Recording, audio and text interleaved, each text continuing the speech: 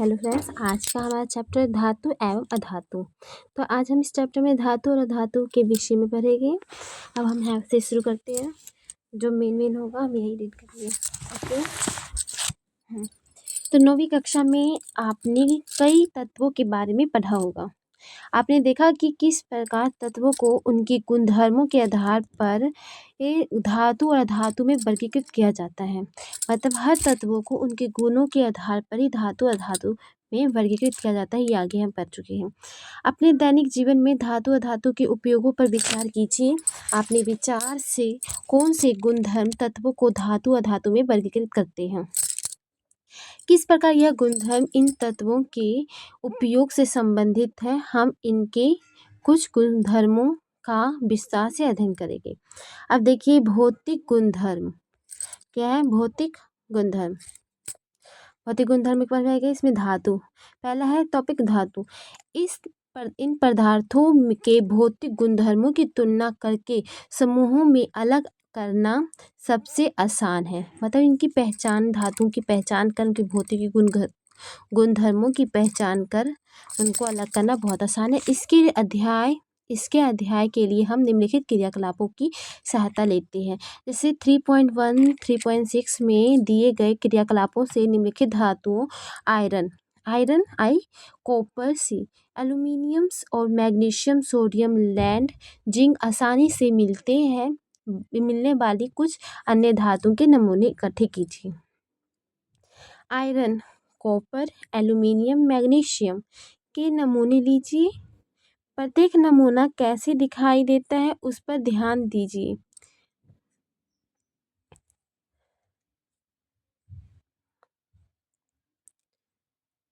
रेगमाल से रगड़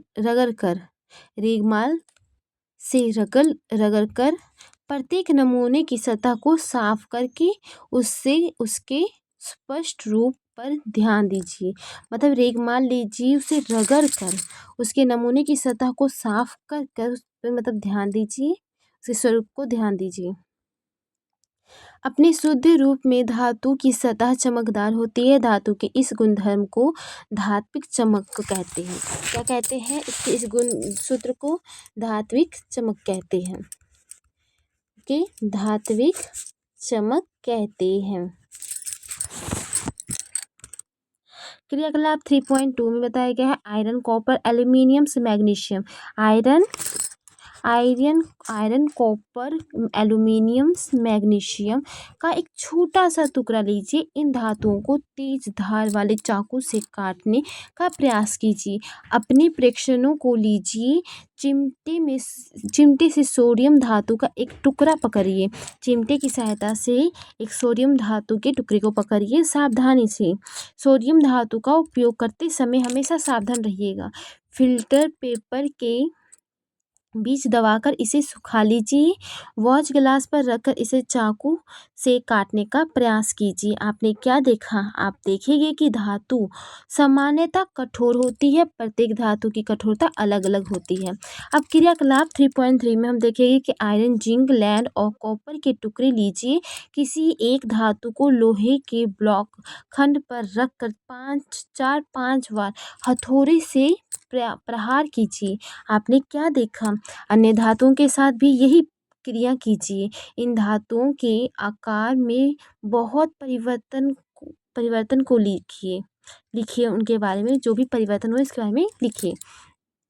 आप देखेंगे कि धातुओं को पीटकर पतली चादर बनाया जा सकता है। मतलब जितना पीटोगे उसे पतली से पतली चादर बनाया जा सकता है। इस गुणधर्म को आघात वर्धता कहते हैं। क्या कहते हैं? आघात वर्धता कहते हैं। जिसे अधिक से अधिक जितना हो सके उतना पीटा जा सकता है, उसे कहते हैं आघात वर्धता कहते हैं। क्या आप जानते हैं कि सोना और चांदी सबसे अधिक आघात वर्धता है? क्या है? सोना चांदी सबसे आघात वर्धता है, क्योंकि सोने को और चांदी को पीट के कितनी भी पतली परत में बदला जा सकता है। तभी सोनार किसी भी मतलब पीट के एक छोटी सी चांदी या सोने के टुकड़े को पीट के क्या क्या बना देती है। तो सोना और चांदी को बहुत मतलब पीट के पतला बनाया, चादर मतलब बहुत पतली परत बनाया जा सकता है। अब क्रियाकलाप 3.4 में बताया गया है कि धातुओं की सूची बनाइए जिसके ताप आप अपने दैनिक जीवन में देखते हैं। मतलब उसकी एक सूची बनाना है जिसके ताप आप अपने दैनिक जीवन में देखते हैं। हम अपने दैनिक जीवन में डेली देखते हुए आ रहे हैं, उसका हमें एक क्रियाकलाप बनाना है। तो हमें धातु की पतले तार के रूप में खींचने की क्षमता को तन्यता कहते हैं। क्या कहते हैं? जब धातु को एक जितनी पतली तन्यता मतलब कि खींच लेते हैं तो उसे क्या कहते हैं? तन्यता कहते हैं। धातु को हम जितनी से जितनी पतली मतलब खींचते जाएंगे उसे तन्यता कहते हैं। सोना सबसे अधिक तन्य होता है। सोना क्या है? एक धातु है। क्या है? धातु। सोना, चांदी, ये सब धातुएं, ये क्या होता है? सोना, चांदी सब धातुएं आघात वर्धता है, तन्यता है, धात्विक चमक होती है। उनकी अपनी धात्विक चमक होती है। तन्यता होता है कि जिसे खींचकर जितनी लंबी से लंबी खींचा जा सकता है। आघात वर्धता होता है जिसे पीट के पतली से पतली चादरों में परिवर्तित किया जा सकता है। तो आपको यह जानकर आश्चर्य होगा कि 1 ग्राम सोने से 2 किलो लंबा तार बनाया जा सकता है। कितना? 1 ग्राम सोने से 2 किलो लंबा तार बनाया जा सकता है। ठीक है? ये हमेशा याद रखना कि छोटे से सोने से हम लंबी से लंबी तार बना सकते हैं। आघात वर्धता और तन्यता के कारण धातुओं को हमेशा आवश्यकताओं के अनुसार विभिन्न आकार दिए जा सकते हैं। आघात वर्धता और तन्यता के कारण धातुओं को हमारी आवश्यकताओं के अनुसार विभिन्न आकार दिया जा सकता है। आघात वर्धता होता है किसी पीठ की पतली से पतली चादरों में परिवर्तित, और तन्यता का मतलब होता है उसे खींचकर लंबी से लंबी तार के रूप में हम किसी भी आकार में धातुओं को पीट कर या खींचकर कोई भी आकार दे सकते हैं। क्या आप कुछ धातुओं के नाम बता सकते हैं जिसका उपयोग खाना पकाने के बर्तन बनाने के लिए होता है? क्या आप जानते हैं इन धातुओं का उपयोग बर्तनों को बनाने के लिए क्यों किया जाता है? इसका उत्तर पाने के लिए आइए हम निम्नलिखित क्रियाकलाप करते हैं। तो ये क्रियाकलाप लिया गया है जिसमें बताया गया है, ध्यान से देखिए। क्रियाकलाप 3.5 एल्यूमिनियम और या कॉपर का तार लीजिए। इसमें एल्यूमिनियम और कॉपर का तार लिया गया है की मदद से इस तार को स्टैंड से बांध दीजिए। मतलब कि जैसे दिखाया गया है इसमें चित्र पॉइंट 3.1 में दिखाया गया है। तो इसमें देखिए कि इसमें एल्यूमिनियम और कॉपर का एक तार लिया गया है जिसमें क्लैंप की मदद से इस तार को स्टैंड में बांध दिया गया है। स्टैंड में बांधा गया है। तार को खुला से मतलब कि स्टैंड में बांध दिया गया। क्लैंप की मदद से उसे तार में बांध दिया गया है। तार के खुले सिर पर मोम का उपयोग कर एक पिन चिपका दीजिए। मतलब मोम मतलब दिखाते हैं हम आपको। ये देखिए, तार के खुले सिर पर मोम का उपयोग कर पिन चिपका दीजिए। ये जो यहाँ पे पिन चिपका दिया गया है, और यह एल्यूमिनियम और कॉपर का तार यहाँ पे लगा हुआ है, मतलब कैम्प्स की मदद से। स्पिरिंग लैंप, मोमबत्ती या बर्नर से क्लैंप के निकट तार को गर्म कीजिए। मोमबत्ती के हिस्सा मतलब उसे तार को गर्म किया जा रहा है। थोड़ी देर बाद आप क्या देखेंगे? इस अपने प्रेक्षणों को लिखिए। क्या धातु का तार द्रव्य होता है? अब हमें बताना है कि धातु का तार द्रव्य होता है या नहीं। तो देखिए इसका क्या परिणाम निकाला है। ये ध्यानपूर्वक चित्र देख रही है। धातु ऊष्मा के सुचालक होते हैं। धातु क्या होता है? ऊष्मा का सुचालक होता है। धातु ऊष्मा का सुचालक होता है। इसमें एक लैंप लिया गया है। जिस लैंप की सहायता से हमें एल्यूमिनियम और कॉपर के तार को बांध दिया गया है, और इसमें मोमबत्ती मतलब तार का खुला सिर पिन और मोम से है, और इसमें धातु को जलाया जाए तो धातु का तोड़ क्या हो रहा है? तार। धातु का ये तार है, ये जो दिख रहा है ये धातु का तार है, और इसमें क्लैंप है। ये ऊष्मा का सुचालक होता है। उपरोक्त क्रियाकलाप से पता चलता है कि धातु ऊष्मा का सुचालक है। इसका गलनांक बहुत अधिक है। मतलब ये सुचालक है, उसका गलनांक बहुत अधिक है। सिल्वर कॉपर ऊष्मा के सबसे अच्छे चालक है। क्या? सिल्वर और कॉपर ऊष्मा के सबसे अच्छे चालक है। सिल्वर और कॉपर ऊष्मा के सबसे अच्छे चालक है। सिल्वर कॉपर ऊष्मा के सबसे अच्छे चालक हैं। इसकी तुलना में लैंड तथा मरकरी ऊष्मा का कुचालक है। क्या लैंड और मरकरी ऊष्मा का क्या है? कुचालक है। क्या धातु विद्युत की भी चालक है? आइए पता करते हैं। क्या धातु भी विद्युत का चालक है? इसके बारे में हम पता करते हैं। क्रियाकलाप 3.6 में बताया गया है कि किस चित्र पॉइंट 3.2 की तरफ एक विद्युत सर्किट परिपथ तैयार कीजिए। जिस धातु की जांच करनी है उसे परिपथ के टर्मिनल्स ए और टर्मिनल बी के बीच उसी तरह प्रकार रखिए जैसे चित्र पॉइंट 3.2 में दिखाया गया है। क्या बल्ब जलता है? इससे पता चलता है कि अब देखिए एक चित्र 3.2 में देखिए धातु विद्युत का सुचालक है, मतलब चलता है या नहीं। एक हमने ए लिए है स्ट्रैंड और एक बी लिए है क्लिप, ठीक है। और इसमें वायर है, एक स्विच है, बल्ब है और बैटरी है। तो इसमें बताना है जांच के लिए धातु का टुकड़ा है, जांच के लिए एक धातु का टुकड़ा भी है। तो बताना है, ये पता चलता है। परिणाम क्या निकलता है इस बारे में? आपने अवश्य देखा होगा कि जिस तार से आपके घर तक बिजली पहुंचती है उस पर पॉलीवाइनिक क्लोराइड, क्या पीवीसी, पॉलीवाइनिक क्लोराइड अर्थात रबर जैसी सामग्री का परत चढ़ी होती है। क्या पीवीसी, पॉलीवाइड क्लोराइड, पॉलीवाइनिक और क्लोराइड तथा रबर जैसी सामग्री की परत चढ़ी होती है। किस पे? तार पे। विद्युत तार पर ऐसे पदार्थों का परत क्यों होता है? जो हमारे घर में बिजली आती है उसके जो वायर होता है, बल्ब जलता है उस पे जो वायर होता है उस पे किस तरह की परत होती है?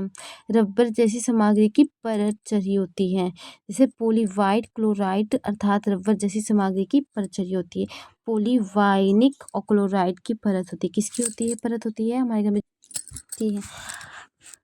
जब धातु किसी कठोर सतह से टकराती है विद्युत तार पर ऐसे पदार्थ की परत क्यों होती है उसका बताना है।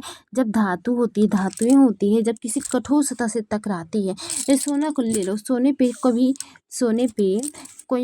हथौड़े से मारोगे तो हथौड़ा है, हथौड़ा या कोई भी मजबूत चीज हो गया, ठोस हथौड़ा है, ये एक ठोस है। तो क्या होता है? क्या वह कोई आवाज़ उत्पन्न करती है? तो धातु कठोर सतह से टकराने पर आवाज़ उत्पन्न करती है। उन्हें ध्वनियाँ सोनोरस कहते हैं। तो सोनोरस किसे कहते हैं? क्वेश्चन आ गया कभी बाई चांस कभी पेपर में, तो सोनोरस किसे कहते हैं?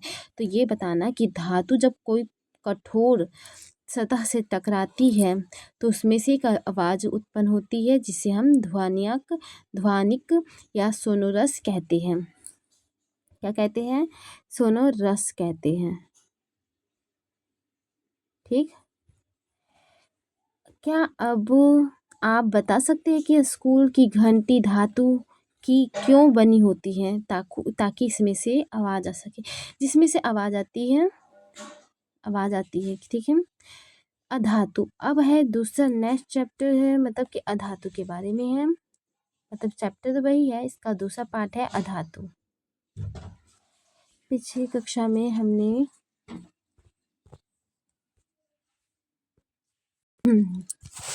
नेक्स्ट टॉपिक है अधातु। पिछली कक्षा में आप अध्ययन कर चुके हैं कि धातुओं की तुलना में अधातु की संख्या कम है। मतलब धातु अधिक मात्रा में है, इसकी तुलना में अधातु की संख्या कम है। कार्बन, सल्फर, आयोडीन्स, ऑक्सीजन, हाइड्रोजन आदि अधातु के कुछ उदाहरण हैं। ब्रोमीन ऐसी अधातु है, जो ब्रोमीन है ये एक ऐसी अधातु है जो द्रव होती है, द्रव अवस्था में पाई जाती है। इसके अलावा सारी अधातु या तो ठोस या फिर गैस होती है।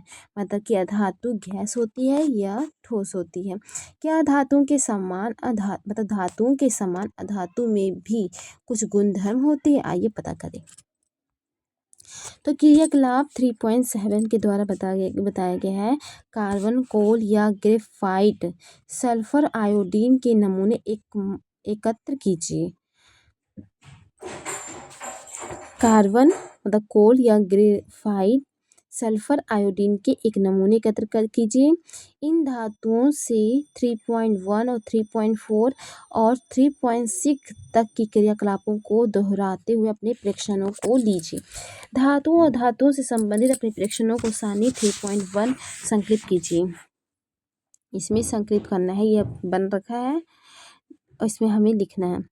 सारणी 3.1 में लिखे प्रेक्षणों के आधार पर अपनी कक्षा में धातु और अधातु के सामान्य गुणधर्मों की चर्चा कीजिए। क्या आप निश्चित रूप से इस निष्कर्ष पर पहुँचे होगे कि केवल भौतिक गुणधर्मों के आधार पर ही हम तत्वों के वर्गीकरण नहीं कर सकते, क्योंकि इसमें कई अपवाद हैं। उदाहरण लीजिए, मरकरी को छोड़कर सारी धातुएं कमरे के ताप पर ठोस अवस्था में पाई जाती है। जो मरकरी है ये एक ऐसा अधातु है जो मतलब कमरे में मतलब कि ठोस अवस्था में नहीं पाई जाती है। मरकरी को छोड़कर सभी धातु कमरे पर ठोस अवस्था में पाई जाती है। जो मरकरी होता है ये सब कुचालक है, ठीक है, मरकरी और लेड। और मरकरी को छोड़कर सारी धातुएं कमरे के ताप पर ठोस अवस्था में पाई जाती है। मरकरी को छोड़कर सारी धातु ठोस अवस्था में पाई जाती है कमरे के ताप पर। मरकरी क्या है? एक धातु है और यह कमरे के ताप पर ठोस अवस्था मरकरी को छोड़कर सारी धातुएं कमरे के ताप पर ठोस अवस्था में पाई जाती हैं। क्रियाकलाप 3.5 में आपने देखा होगा कि धातुओं को गलनांक अधिक होता है, धातुओं का जो गलनांक होता है अधिक होता है, लेकिन गैलियम्स और सीजियम का गलनांक बहुत कम है। यदि आप अपनी हथेली पर इन दोनों धातुओं को रखेंगे तो ये पिघलने लगेगी। अब आयोडीन अधातु होते हुए भी चमकीला होता है। जो आयोडीन है ये क्या है? आयोडीन अधातु है। आयोडीन ये चमकीला होता है और ये तो चमकीला होना धातु का गुणधर्म है। मतलब कि धातुओं का गुणधर्म क्या है? ये चमकीला होता है, उसे मतलब पतली से पतली परतों में बदला जा सकता है, उसे लंबी तार में खींचा जा सकता है।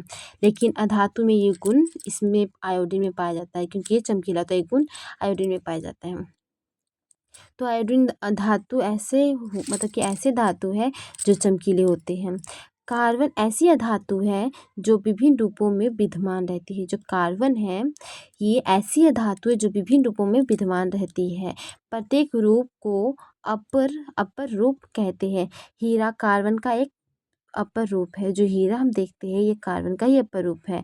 जब सबसे कठोर प्राकृतिक पदार्थ है, ये सबसे कठोर प्राकृतिक पदार्थ है, इसका गलनांक और क्वथनांक बहुत अधिक होता है। कार्बन का एक अन्य अपर रूप ग्रेफाइट विद्युत का सुचालक है। ये हीरा क्या है? सुचालक है और ये सबसे कठोर प्राकृतिक पदार्थ है, ठीक है। अब क्षारीय धातु लिथियम, सोडियम, पोटेशियम इतनी मुलायम होती है। जो लिथियम है, सोडियम है, पोटेशियम इतनी मुलायम होती है कि उनको चाकू से भी काटा जा सकता है। इनको चाकू से बड़ी आसानी से काटा जा सकता है। इसके घनत्व गलनांक कम होते हैं। तत्वों को इसकी रासायनिक गुणधर्मों के आधार पर अधिक स्पष्टता से धातु में वर्गीकृत किया जा सकता है। क्रियाकलाप 3.8 में बताया गया है, मैग्नीशियम की एक पट्टी और थोड़ा सल्फर चून लीजिए। मैग्नीशियम की पट्टी का दहन कीजिए। इसकी राख को इकट्ठा करके उसे पानी में घोल दीजिए। लाल नीले लिटमस पेपर से प्राप्त विलयन की जाँच कीजिए। मैग्नीशियम के दहन से जो उत्पाद मिला है उसे अम्लीय तथा क्षारीय है। अब सल्फर के चूर्ण का दहन कीजिए। दहन से उत्पन्न धातु को एकत्र करने के लिए उसके ऊपर एक परख नली रख दीजिए। इन परख नलियों में जल डालकर उसे अच्छी तरह से मिला दीजिए। नीले लाल लिटमस पेपर से इस विलयन की जांच कीजिए। सल्फर के दहन से उत्पन्न पदार्थ अम्लीय और क्षारीय है। क्या आप इन अभिक्रियाओं के समीकरण लिख सकते हैं? अधिकांश धातु ऑक्साइड प्रदान करती है। जो अधिकांश इस मतलब क्रिया से हमें पता चलता है कि अधिकांश जो धातु होते हैं ये ऑक्साइड प्रदान करते हैं, ठीक है। जो जल से घुलकर अम्ल बनाती है मतलब जो जल में घुलकर अम्ल बन जाती है, वही अधिकतर धातु क्षारीय ऑक्साइड प्रदान करते हैं। अगले भाग में आपको धातुओं के ऑक्साइडों के बारे में अधिक जानकारी प्राप्त होगी। अब हम अगला नेक्स्ट टॉपिक पहुँचते हैं, धातुओं के रासायनिक गुणधर्म। धातुओं के रासायनिक गुणधर्मों के बारे में हम 3.21 से 3.24 में पढ़ेंगे। इसके लिए निम्नलिखित धातुओं के नमूने एकत्र कीजिए। हमें विभिन्न धातुओं के नमूने एकत्र करना है। एल्यूमीनियम, कॉपर, ये सब क्या धातु है? Aluminium, copper, iron, land, magnesium, zinc और सोडियम, ये सब क्या है? धातु। Aluminium, copper, iron, land, magnesium, zinc, sodium धातु है। धातुओं का वायु में दहन करने से क्या होता है? अब धातुओं को हम जब वायु में दहन करते हैं तो हमें क्या प्राप्त होता है?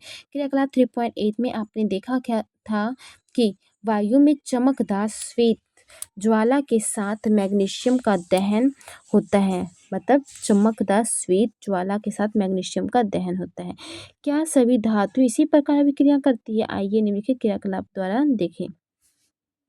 निम्नलिखित क्रियाकलाप में शिक्षक का सहयोग आवश्यक है। आंखों से सुरक्षा के लिए छात्र चश्मा लगा ले और तो बेहतर होगा। एकत्र की गई किसी धातु को चिमटे से पकड़कर ज्वाला पर उसका दहन कीजिए। अन्य धातुओं के साथ भी यही क्रिया दोहराई। इससे उत्पन्न पदार्थ को एकत्र कीजिए। उत्पाद और धातु की सतह को ठंडा होने दीजिए। किस धातु का दहन आसानी से होता है? जब धातु को दहन हो रही था तो ज्वाला का रंग क्या था?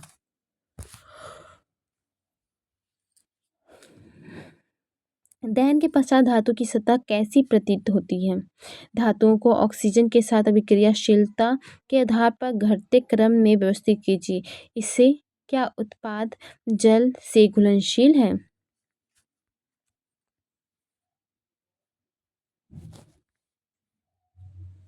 लगभग सभी धातुएं ऑक्सीजन के साथ मिलकर संगत धातु के ऑक्साइड बनाती हैं। मतलब धातु का जब हम ऑक्सीजन के साथ दहन करते हैं, मतलब ऑक्सीजन और धातु का करते हैं तो हमें धातु ऑक्साइड प्राप्त होता है। क्या प्राप्त होता है? धातु ऑक्साइड। कोई भी धातु हम ले लेते हैं और इस ऑक्सीजन के साथ हम जब दहन करते हैं उसका हम मिलाकर, इसमें क्या लगभग सभी धातुओं ऑक्सीजन के साथ मिलकर संगत धातु के ऑक्साइड बनाती है। धातु का जैसे हम कोई भी धातु ले लेते हैं, हम धातु एल्यूमिनियम ऑक्साइड, कोई भी धातु हम ले लेते हैं, जब उसका ऑक्सीजन के साथ, ऑक्सीजन क्या है? धातु है। धातु का धातु के साथ जब विक्रिया किया जाएगा तो धातु ऑक्साइड बनाएगा। उदाहरण के लिए जब कॉपर को वायु की उपस्थिति में गर्म किया जाता है, जो कॉपर है, कॉपर को वायु की उपस्थिति में गर्म किया जाता है तो यह ऑक्सीजन के साथ मिलकर काले रंग का कॉपर ऑक्साइड बनाता है। किस रंग का? काले रंग का ऑक्साइड बनाता है। जब कॉपर को ऑक्सीजन के साथ दहन किया जाता है तो यह काले रंग का पदार्थ बनाता है। जैसे 2Cu कॉपर हो गया, हमने दो कॉपर ले लिए हम, प्लस O2 ऑक्सीजन को हमने जब अभिक्रिया किया तो हमें 2CuO मिला, कॉपर ऑक्साइड प्राप्त हुआ। क्या? कॉपर का 2 और ऑक्साइड प्राप्त हुआ। इन सभी इस प्रकार एल्यूमिनियम ऑक्साइड प्रदान होता है। एल्यूमिनियम ऑक्साइड प्रदान होता है। ठीक है। अब जैसे कि एल्यूमिनियम हमने ले लिया है, 4Ai aluminium, 4Ai aluminium plus 3 oxygen, aluminium plus 3 oxygen लेते तभी क्रिया हमारे पास बनता है एल्यूमिनियम ऑक्साइड का निर्माण होता है। हमें ऑक्साइड का निर्माण, धातु को हम जब अभिक्रिया करते हैं धातु ऑक्साइड। अध्ययन 2 में आपने देखा था कि ऑक्साइड हाइड्रोक्लोरिक अम्ल से कैसे विक्रिया करती है। जो हाइड्रोजन होता है, कॉपर है, ऑक्साइड हाइड्रोक्लोरिक अम्ल से कैसे विक्रिया करते हैं। हम जानते हैं कि धातु ऑक्साइड की प्रकृति क्षारीय होती है। धातु जो ऑक्साइड होती है उसकी प्राकृतिक क्षारीय होती है, लेकिन एल्यूमिनियम ऑक्साइड, जिंक ऑक्साइड जैसे धातु ऑक्साइड अम्लीय और क्षारीय दोनों प्रकार के प्रदर्शित करती है। कौन कौन? एल्यूमिनियम ऑक्साइड, बनकर एल्यूमिनियम ऑक्साइड और जिंक ऑक्साइड जैसी कुछ धातुएं हैं। ऑक्साइड अम्लीय तथा क्षारीय दोनों प्रकार की व्यवस्था प्रदर्शित करती है। ऐसे धातु ऑक्साइड जो अम्ल तथा क्षार दोनों से अभिक्रिया करे लवण तथा जल प्रदान करते हैं उभयधर्मी ऑक्साइड कहलाते हैं। अम्ल और क्षार के साथ एल्यूमिनियम ऑक्साइड निम्नलिखित प्रकार के अभिक्रिया करते हैं। अम्ल के साथ दोनों इसी प्रकार की अभिक्रिया करते हैं। ठीक है, उभयधर्मी कहते हैं, उभयधर्मी ऑक्साइड कहते हैं। ठीक है, अम्ल और क्षार के साथ एल्यूमिनियम ऑक्साइड के निम्नलिखित प्रकार से उभय क्रिया करते हैं। एल्यूमिनियम ऑक्साइड हमने लिया है तो इसे हमें हाइड्रोजन से हम इसे क्रिया करें तो देखिए क्या मिलता है हमें। क्षार अम्ल के साथ अब क्रिया करते तो क्या होता है, ये देखिए डायग्राम। जब Al2 Cl का मतलब हाइड्रोजन क्लोरीन अभिक्रिया करते देखो क्या प्राप्त हो रहा है। अधिकांश धातु ऑक्साइड जल से घुलनशील है लेकिन इनमें से कुछ जल से घुलन क्षार प्रदान करते हैं। सोडियम ऑक्साइड और पोटेशियम ऑक्साइड निम्नलिखित प्रकार के जल में घुलकर क्षार प्रदान करते हैं। सोडियम ऑक्साइड पोटेशियम ऑक्साइड निम्नलिखित प्रकार से जल में घुलकर क्षार प्रदान करते हैं।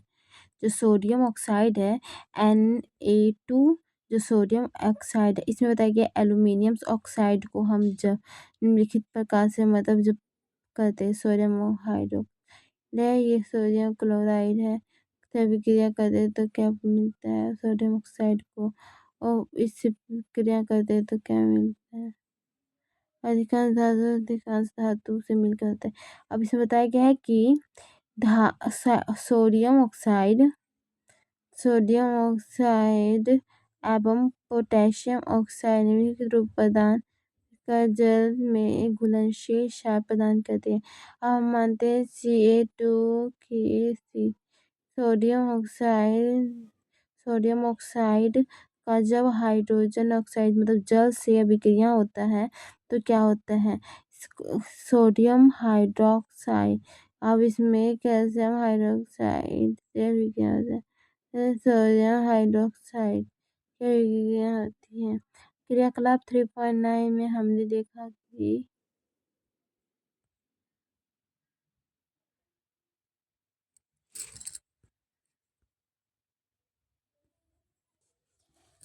अब हम यहाँ पे अध्याय 2 में आपने देखा था कि कॉपर ऑक्साइड हाइड्रोक्लोरिक अम्ल से कैसे अभिक्रिया करते हैं। ठीक है,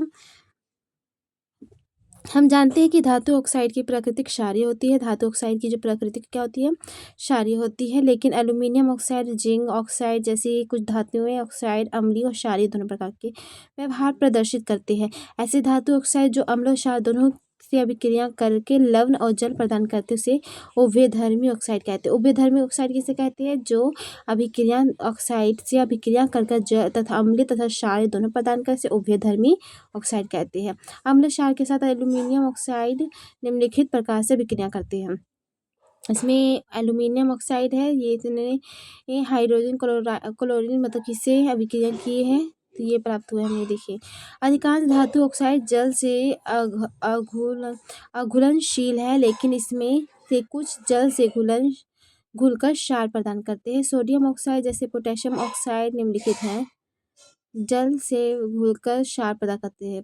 पोटेशियम सोडियम ऑक्साइड जल से घुलकर सोडियम हाइड्रोक्साइड बनाते हैं।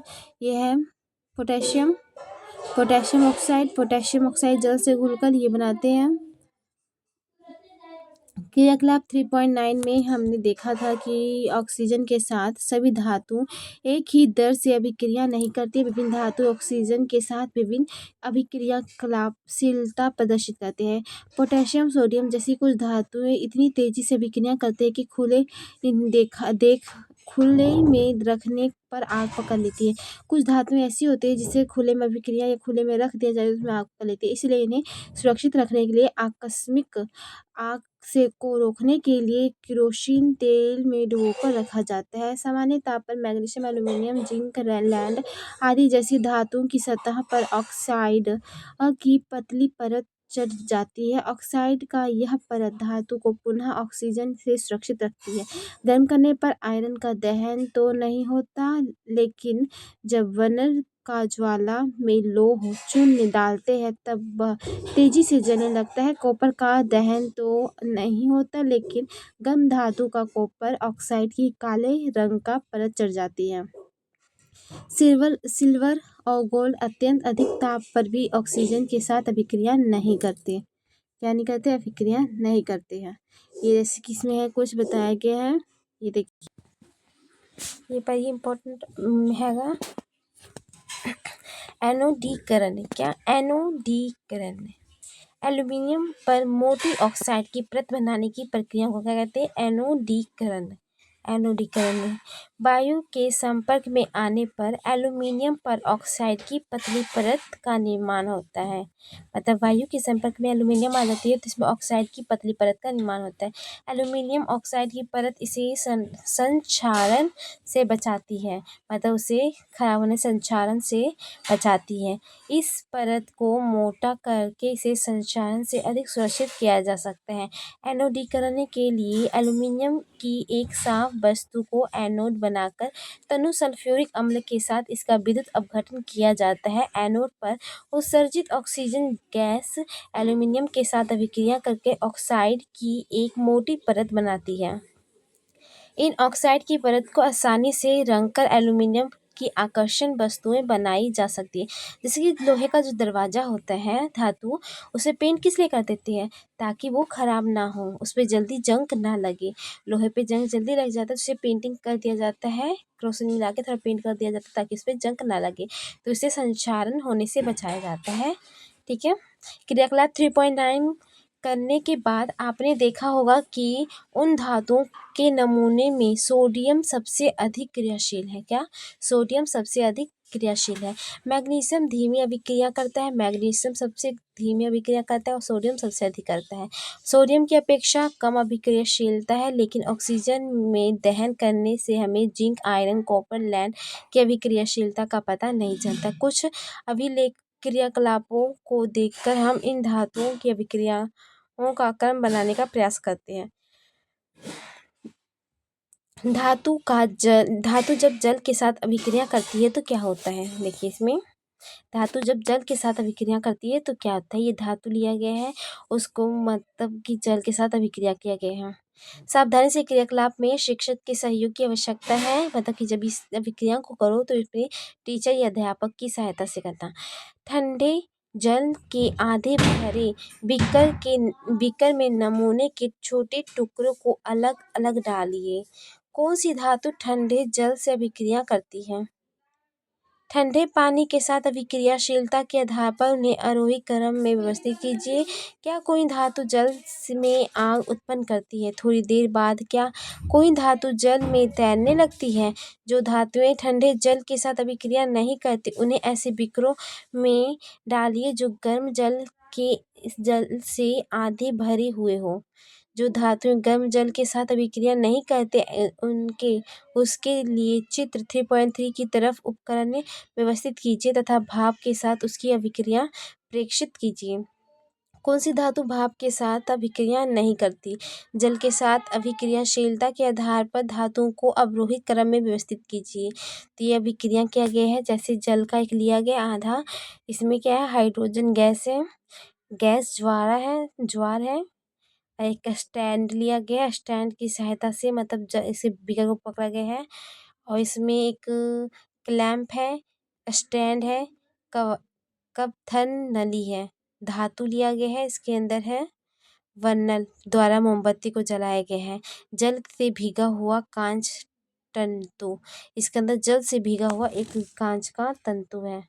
क्या है? कांच का तंतु है, जल से भीगा हुआ एक कांच का तंतु है। ये कपथन नली है, धातु का टुकड़ा है ये। ठीक है, धातु का टुकड़ा है। निकाली नली है, इसके द्वारा मतलब भाप आता है। धातु का जो भाप है इसके यहाँ पे आता है जल में, तो हाइड्रोजन गैस निकलता है, द्रोणीय।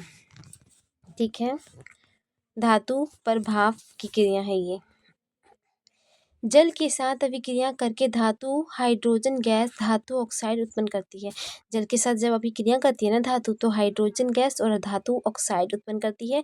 जो धातु ऑक्साइड जल में घुलनशील है, जल से घुलकर धातु हाइड्रोक्साइड प्रदान करती है। लेकिन सभी धातु जल के साथ अभिक्रिया नहीं करती। धातु और जल की अभिक्रिया से हमें धातु ऑक्साइड और तथा हाइड्रोजन मिलता है। धातु का जब हम जल के साथ अभिक्रिया करते हैं तो क्या होता है, जल का जो अणु होता है ये अलग हो जाता है, और इसमें क्या होता है, हाइड्रोजन की 2 मात्रा होती है और ऑक्सीजन की 1 होती है, तो धातु ऑक्साइड और हाइड्रोजन बन जाता है। ठीक है, धातु ऑक्साइड जल के साथ अभिक्रिया करते हैं, धातु हाइड्रोक्साइड मिलता है। धातु ऑक्साइड जब जल के साथ अभिक्रिया करती है तो क्या मिलती है, धातु हाइड्रोक्साइड बनता है। ठीक है, पोटेशियम और सोडियम जैसे धातुओं ठंडे जल के साथ तेजी से अभिक्रिया करती है। सोडियम और पोटेशियम की अभिक्रिया तेज ऊष्माक्षेपी होती है। इससे उत्सर्जित हाइड्रोजन तत्काल प्रज्वलित हो जाती है। अब इसमें पोटेशियम लिए गए है, उसे जल के साथ अभिक्रिया किया जा रहा है, तो क्या हमें प्राप्त होता है, देखिए पोटेशियम हाइड्रोक्साइड और हाइड्रोजन होता है, इसकी मात्रा अलग हो जाती है, उसमें ऊष्माक्षेपी होती है, मतलब ऊष्मा निकलते हैं। जल के साथ कैल्शियम की अभिक्रिया थोड़ी धीमी होती है, यहाँ उत्सर्जित ऊष्मा हाइड्रोजन से प्रज्वलित होने के लिए पर्याप्त नहीं है। क्योंकि उपरोक्त अभिक्रिया से उत्पन्न हाइड्रोजन गैस के बुलबुले कैल्शियम धातु की सतह पर चिपक जाते हैं, कैल्शियम तैरना प्रारंभ कर देता है।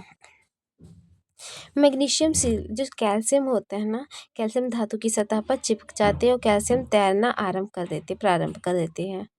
जब उसकी अभिक्रिया किया जाता है जल के साथ कैल्शियम का, तो ये कैल्शियम की सतह धातु कैल्शियम जो धातु की सतह पर चिपक जाती है और तैरना आरंभ कर देती है। मैग्नीशियम शीतल जल के साथ अभिक्रिया नहीं करता, परंतु गर्म जल के साथ अभिक्रिया कर एक मैग्नीशियम हाइड्रोक्साइड और हाइड्रोजन गैस उत्पन्न करता है। क्योंकि हाइड्रोजन गैस के बुलबुले मैग्नीशियम धातु की सतह से चिपक जाते हैं, मैग्नीशियम धातु की सतह पे से चिपक जाते हैं और तैरना प्रारंभ कर देते हैं। एल्यूमिनियम, आयरन, जिंक जैसे धातु ना तो शीतल जल के साथ अभिक्रिया करते हैं और ना ही गर्म जल के साथ अभिक्रिया करते हैं, लेकिन भाप के साथ अभिक्रिया करके धातु ऑक्साइड हाइड्रोजन प्रदान करते हैं। जो एल्यूमिनियम है, आयरन है, जिंक, एल्यूमिनियम, आयरन, जिंक ये ना ही ठंडे जल के साथ और ना ही गर्म जल के साथ अभिक्रिया करते हैं। ठीक है, ये भाप के साथ होते हैं। लैंड, कॉपर, सिल्वर, गोल्ड जैसी धातुएं जल के साथ बिल्कुल अभिक्रिया नहीं करती। क्या होता है जब धातु अम्लों के साथ अभिक्रिया करती है, धातु अम्ल के साथ, आप पहले ही अध्ययन कर चुके हैं कि धातु अम्ल के साथ अभिक्रिया कर संगत लवण और हाइड्रोजन गैस प्रदान करती है। जब धातु को तनु अम्ल के साथ अभिक्रिया किया जाता है तो इसमें लवण और हाइड्रोजन मतलब ये होता है, बनता है, हाइड्रोजन बनता है। लेकिन क्या सभी धातु इसी प्रकार अभिक्रिया करती है, आइए पता करते हैं। अब ये क्रियाकलाप एक और क्या क्या है, जिसमें सोडियम पोटेशियम के अतिरिक्त बाकी सभी धातुओं के नमूने एकत्र कीजिए। यदि नमूने मलिन है और रेगमाल से रगड़कर उन्हें साफ कर लीजिए।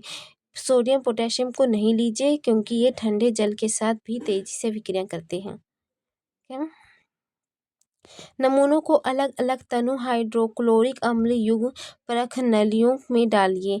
थर्मामीटर को परख नलियों में इस प्रकार लटका दे कि उनका बल्ब अम्ल में डूब जाए। बुलबुले बनने की दर का सावधानी पूर्वक परीक्षण कीजिए। कौन सी धातु तनु हाइड्रोक्लोरिक अम्ल के साथ तेजी से अभिक्रिया करती है? आपने किस धातु के साथ सबसे अधिक ताप रिकॉर्ड किया? तनु अम्ल के साथ अभिक्रियाशीलता के आधार पर धातु को अवरोही क्रम में व्यवस्थित कीजिए। तनु हाइड्रोक्लोरिक अम्ल के साथ मैग्नीशियम, एल्यूमिनियम, जिंक और आयरन की अभिक्रिया के लिए समीकरण लिखिए। जब धातु नाइट्रिक अम्ल के साथ अभिक्रिया करती है तब हाइड्रोजन और गैस उत्सर्जित होती है। क्या होती है? हाइड्रोजन गैस उत्सर्जित होती है। क्योंकि हाइड्रोजन जब एक प्रबल ऑक्सीकारक होता है तो उत्पन्न हाइड्रोजन को ऑक्सीकृत करके जल में परिवर्तित कर देता है एवं स्वयं नाइट्रोजन के किसी ऑक्साइड में अपचयित हो जाता है। लेकिन मैग्नीशियम Mg है, जो मैग्नीशियम है, और मैग्नीज Mn है, मैग्नीशियम Mg और मैग्नीज Mn अति तनु हाइड्रोजन मतलब इसके साथ HNO3 के साथ अभिक्रिया कर हाइड्रोजन गैस मतलब H2 गैस उत्सर्जित करता है। क्रियाकलाप 3.11 में आपने देखा कि बुलबुले बनने की दर मैग्नीशियम के साथ सबसे अधिक थी। किसके साथ? मैग्नीशियम के साथ सबसे अधिक। इस स्थिति में अभिक्रिया सबसे अधिक ऊष्माक्षेपी थी। अभिक्रियाशीलता इस क्रम में घटती है: मैग्नीशियम, फिर एल्यूमिनियम, फिर जिंक, फिर मतलब सल्फर। कॉपर की स्थिति में ना तो बुलबुले बनते हैं और ना ही ताप में कोई परिवर्तन होता है। इससे पता चलता है कि कॉपर तनु हाइड्रोक्लोरिक के साथ अभिक्रिया नहीं करते। एक्वा रेजिया रोयल जल का लैटिन शब्द है। 3.1 के अनुसार सांद्र हाइड्रोक्लोरिक अम्ल एवं सांद्र नाइट्रिक अम्ल का ताज़ा मिश्रण होता है, गोल्ड को गला सकता है, जबकि दोनों में से किसी अम्ल में अकेले यह क्षमता नहीं होता। एक्वा रेडिजा भवकता द्रव्य होने के साथ प्रबल संक्षारक है। यह उन अभिकर्मकों के में से एक है जो गोल्ड और प्लैटिनम को गलाने में समर्थ होता है। ठीक है, प्लैटिनम में गलाने में समर्थ होता है। ये क्रियाकलाप है। कॉपर का एक स्वच्छ और आयरन की एक कील लीजिए। कॉपर के तार को प्रखनली में रखें। आयरन सल्फर के विलयन और आयरन की कील को दूसरी प्रखनली में रखें। कॉपर सल्फेट के विलयन में डाल दीजिए। 20 मिनट के बाद अपने प्रेक्षणों को रिकॉर्ड कीजिए। आपको किस प्रखनली में कोई अभिक्रिया हुई है इसका पता चलता है। किस आधार पर आप कह सकते हैं कि वास्तव में कोई अभिक्रिया हुई है? क्या आप अपने प्रेक्षणों को क्रियाकलाप इतने में 3.11 में कोई संबंध स्थापित कर सकते हैं? इस अभिक्रिया के लिए संतुलित रासायनिक समीकरण लिखिए। क्या इस प्रकार अभिक्रिया हुई है? अभिक्रियाशीलता धातु अपने से कम अभिक्रियाशील धातु को उसके यौगिक के विलयन या गलित अवस्था से विस्थापित कर देती है। पिछले खंड में हमने देखा था कि सभी धातुओं की अभिक्रियाशीलता समान नहीं होती है। हमने ऑक्सीजन और जल और अम्ल के साथ अभिक्रिया धातुओं की अभिक्रियाशीलता की जांच की थी, लेकिन सभी धातु की अभिकर्मकों के साथ अभिक्रिया नहीं करती। इसलिए हम सभी धातुओं के नमूनों को अभिक्रियाशीलता के अवरोही क्रम में नहीं रख सके। अध्याय 1 में विस्थापन अभिक्रिया का अध्ययन किया। अब धातुओं की अभिक्रियाशीलता का उत्तम प्रमाण प्रस्तुत करता है। इसे समझाते हुए ये बहुत ही आसान से और सरल है। समझाना बहुत आसान और सरल है। अगर धातु ए धातु बी को उसके विलयन से विस्थापित कर देती है तो धातु बी की अपेक्षा अधिक अभिक्रियाशीलता होती है, मतलब विस्थापित कर देती है। धातु ए प्लस बी का लवण विलयन, ए का लवण विलयन प्लस धातु बी का विलयन। क्रियाकलाप 3.12 में आपने प्रेक्षणों के आधार पर कॉपर और आयरन में से कौन सी धातु क्रियाशील है? सक्रियता श्रेणी। सक्रियता श्रेणी वह सूची है जिसमें धातुओं की क्रियाशीलता को अवरोही क्रम में व्यवस्थित किया जाता है। सक्रियता श्रेणी किसमें? जिसे अवरोही क्रम मतलब बढ़ते हुए क्रम से घटते हुए क्रम में, मतलब घटते बढ़ते अवरोही है। विस्थापन के प्रयोगों के बाद निम्नलिखित श्रेणी को विकसित किया गया है जिसे सक्रियता श्रेणी कहते हैं। सक्रियता श्रेणी जिसे अवरोही क्रम में लिखा जाता है। अभिक्रिया: potassium, sodium, calcium, magnesium, aluminium, zinc, iron, land, hydrogens, copper, mercury, guild और गोल्ड। गोल्ड का क्या है रासायनिक सूत्र? गोल्ड का है Au, सिल्वर का है Ag, मरकरी को Hg, कॉपर को Cu। तो यहाँ पे नाम है। सबसे बढ़ते हुए क्रम से घटते हुए क्रम को कहते हैं अवरोही क्रम। क्या? पोटेशियम सबसे अधिक क्रियाशील है और सबसे कम है अभिक्रियाशील गोल्ड है। घटती क्रियाशील है जिंक। ठीक है, तो ये इसका अवरोही क्रम याद कर लीजिए। कुछ प्रश्न है इसमें है धातु ABCD, आयरन सल्फेट कोई भी अभिक्रिया नहीं होता है, विस्थापन है कोई अभिक्रिया नहीं, इसके बारे में बताया गया है। धातु अधातु कैसे अभिक्रिया करती है। ऊपर के क्रियाकलाप में आपने कोई अभिकर्मकों के साथ धातुओं की अभिक्रिया देखी। धातु इन इस प्रकार की अभिक्रियाओं को क्यों प्रदर्शित करती है। नवी कक्षा के अध्याय में किए गए तत्वों के इलेक्ट्रॉनिक विन्यास को स्वर्ण कीजिए। हमने जाना कि संयोजकता कोश पूर्ण होने के कारण उत्कृष्ट गैसों की रासायनिक अभिक्रिया बहुत कम होती है, इसलिए हम तत्वों की अभिक्रियाशीलता को संयोजकता कोश को पूर्ण करने की प्रवृत्ति के रूप में समझ सकते हैं। उत्कृष्ट गैसों एवं कुछ धातु अधातुओं के इलेक्ट्रॉनिक विन्यास पर ध्यान दीजिए। सारणी 3.3 में हम देख सकते हैं कि सोडियम परमाणु के बृहत्तम कोश में केवल एक इलेक्ट्रॉन है। यदि यह अपने m कोश में से एक इलेक्ट्रॉन को त्याग देता है तो L कोश इसका बृहत्तम कोश बन जाता है। समझ आया। हमने 9वीं कक्षा में पढ़े थे इलेक्ट्रॉन के बारे में। तो सोडियम परमाणु के बृहत्तम कोश में केवल एक इलेक्ट्रॉन है। सोडियम में कितना है, ओनली एक इलेक्ट्रॉन होता है। यदि यह अपने एम कोश में एक इलेक्ट्रॉन को त्याग दे तो एल के लिए उसके पास कुछ नहीं बचता है, मतलब एल कोश इसका बृहत्तम कोश बन जाता है, इस जिसमें अस्थायी अष्टक उपस्थित है। इस परमाणु के नाभिक में 11 प्रोटॉन है। नाभिक के मतलब कितना है, 11 प्रोटॉन है, लेकिन इलेक्ट्रॉन की संख्या 10 होने के कारण इसमें धन आवेश की अधिकता होती है।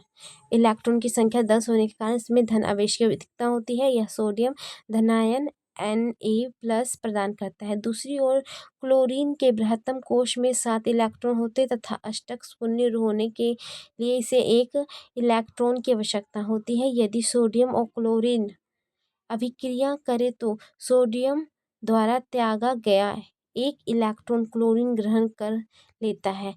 एक इलेक्ट्रॉन ग्रहण करके क्लोरीन परमाणु इकाई ऋण आवेश प्रदान करता है, क्योंकि इसके नाभि में 17 प्रोटॉन होता है। इसमें KLm कोशों में 18 इलेक्ट्रॉन होते हैं। इसे क्लोराइड ऋणायक और क्लोरीन माइनस प्रदान करता है। इसलिए यह दोनों तत्वों के बीच निम्नलिखित प्रदान से आदान प्रदान का संबंध स्थापित हो जाता है।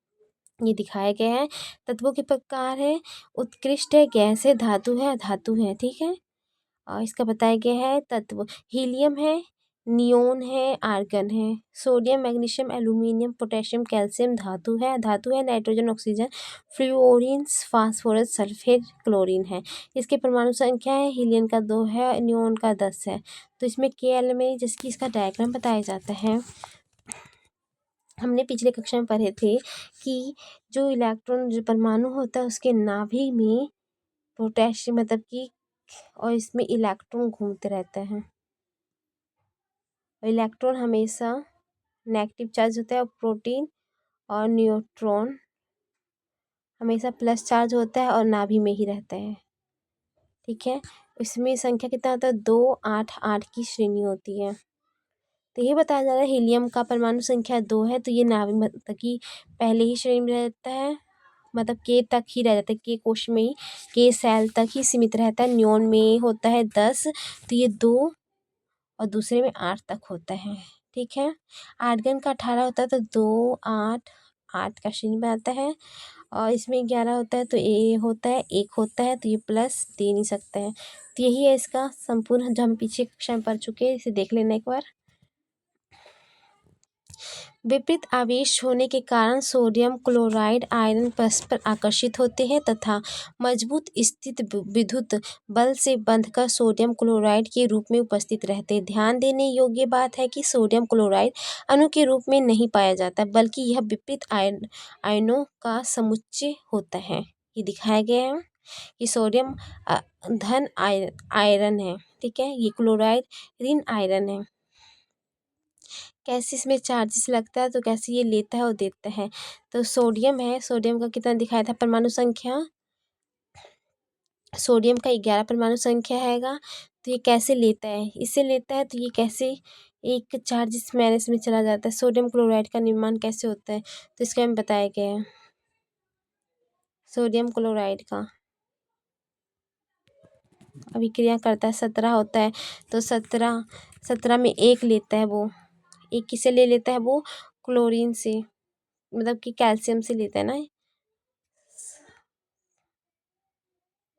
आगे बढ़ते हैं।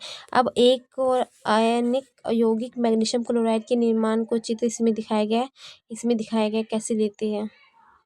धातु के अधातु में इलेक्ट्रॉन के स्थानांतरण से बने यौगिकों को आयनिक यौगिक विद्युत संयोजक यौगिक कहा जाता है। क्या आप मैग्नीशियम क्लोराइड में उपस्थित धनायक और ऋणायक का नाम बता सकते हैं। आयनिक यौगिकों के गुणधर्म। आयनिक यौगिकों के गुणधर्मों के बारे में जानने के लिए आइए निम्नलिखित क्रियाकलाप करते हैं। एक क्रियाकलाप किया गया है और इसमें मतलब कि इसमें दिखाया गया भी डायग्राम के द्वारा, ये देख लीजिएगा। कुछ आयनिक यौगिकों के गलनांक और कप्थनांक, ये गलनांक है और कप्थनांक है बताए गए हैं। आयनिक यौगिकों के निम्नलिखित समानतम गुणधर्मों पर आपने ध्यान दीजिए। भौतिक प्राकृतिक।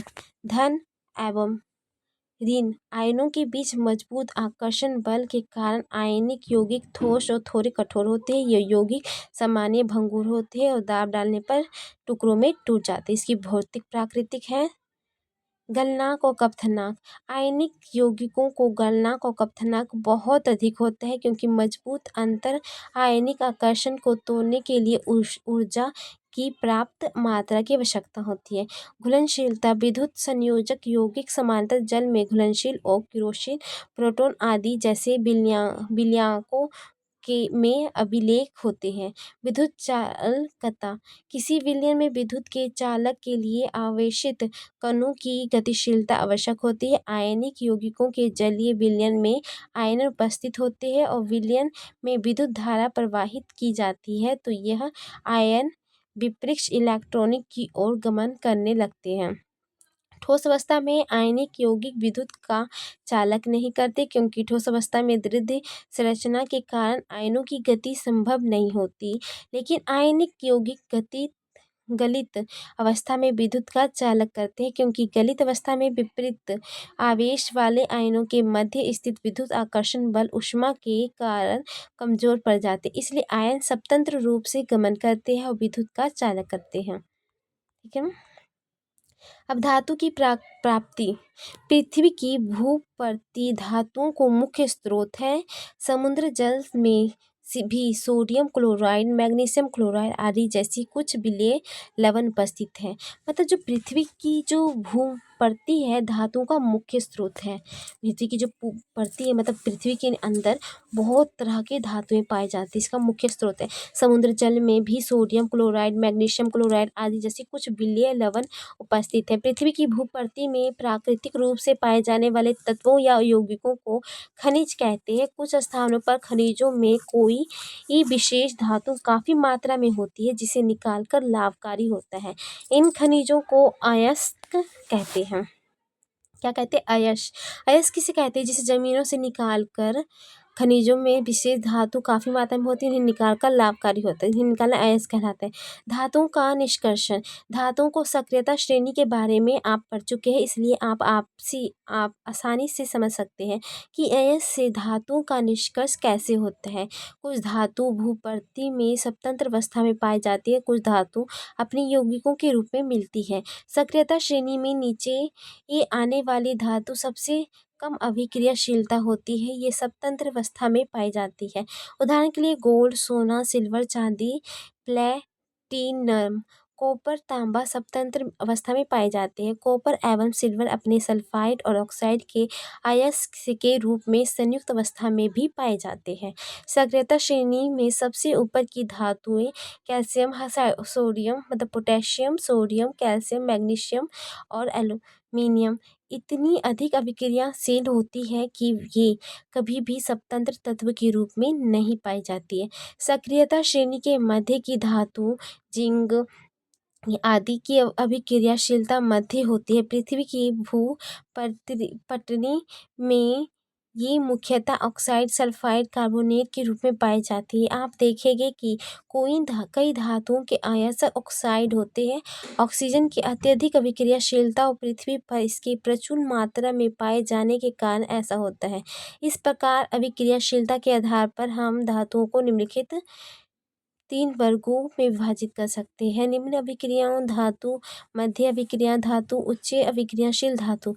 प्रत्येक वर्ग में आने वाली धातुओं को प्राप्त करने के लिए विभिन्न तकनीकों का उपयोग किया जाता है।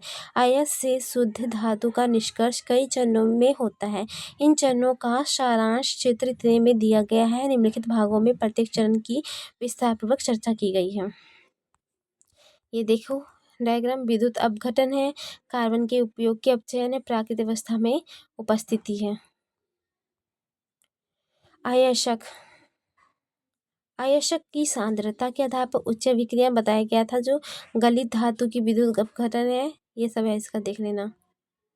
सक्रियता श्रेणी के नीचे आने वाले धातुओं का निष्कर्ष। सक्रियता श्रेणी के नीचे आने वाली धातुएं काफी अभिक्रियाशील होती है। इन धातुओं के ऑक्साइड को केवल गर्म करके ही धातु प्राप्त किया जा सकता है। उदाहरण के लिए सिनावार, मरकरी, पादर एक अयस्क है।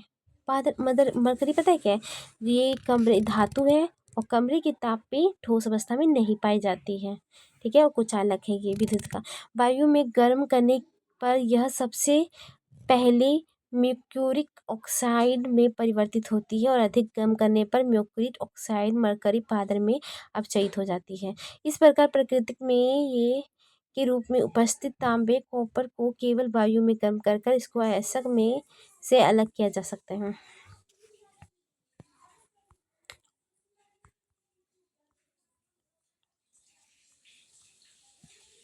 सक्रियता श्रेणी के मध्य में स्थित धातुओं का निष्कर्षण।